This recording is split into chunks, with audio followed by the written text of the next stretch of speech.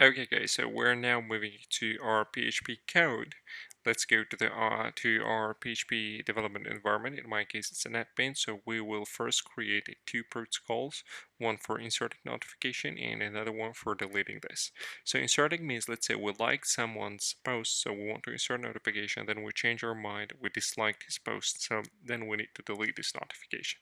Okay, so we're going to the access.php and I'm scrolling right to the bottom, and here I'm writing a new function.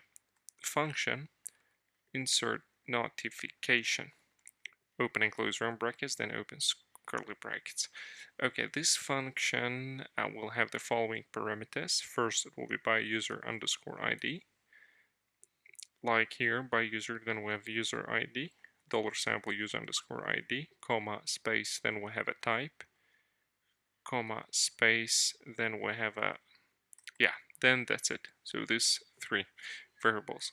So then we are writing an SQL command, $sample SQL equals two single quotation marks, and we're writing inside the single quotation marks, insert into notifications. Make sure that you haven't done a spelling error here. It should be exactly the same like here.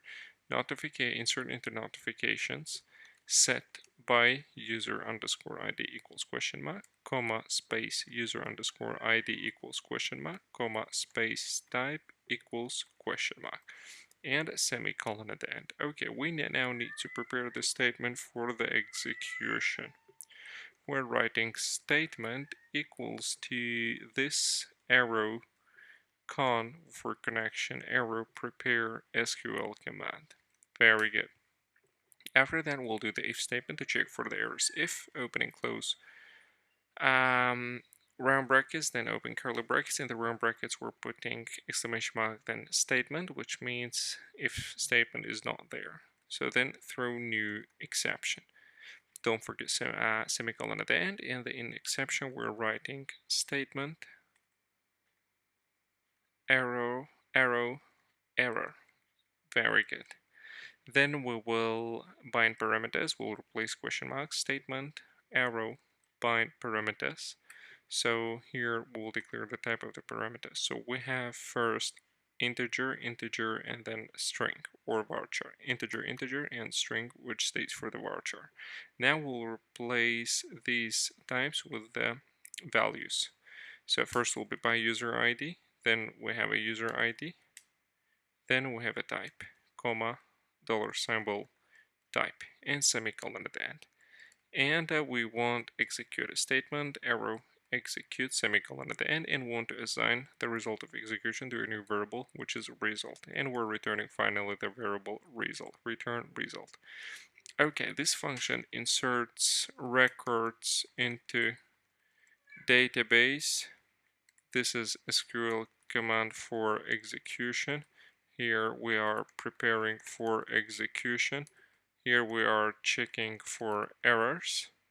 Here we are replacing question marks with variables. Here we are executing command. Here we are returning the result. Okay, great. So that is actually the protocol. And finally, don't forget to put a semicolon. I forgot in my case. Okay, so this is for inserting. What we will do, we'll copy this function and we will insert it here. So this will delete records from the database, and the SQL command will delete it. Do not try to change it because most of the cases we're doing mistakes. So we'll just delete it and we'll write a new one. Delete from notifications where by user underscore ID equals question mark, and not comma guys, and user underscore ID equals question mark, and type equals question mark. Okay, very good. The rest remains the same. Okay, so that is two protocols for inserting and deleting the records. And we need to change the name. It will be delete notification. Okay, so that is beautiful. That is done. So we can go now and create a new notifications.php file. Let's go and do this.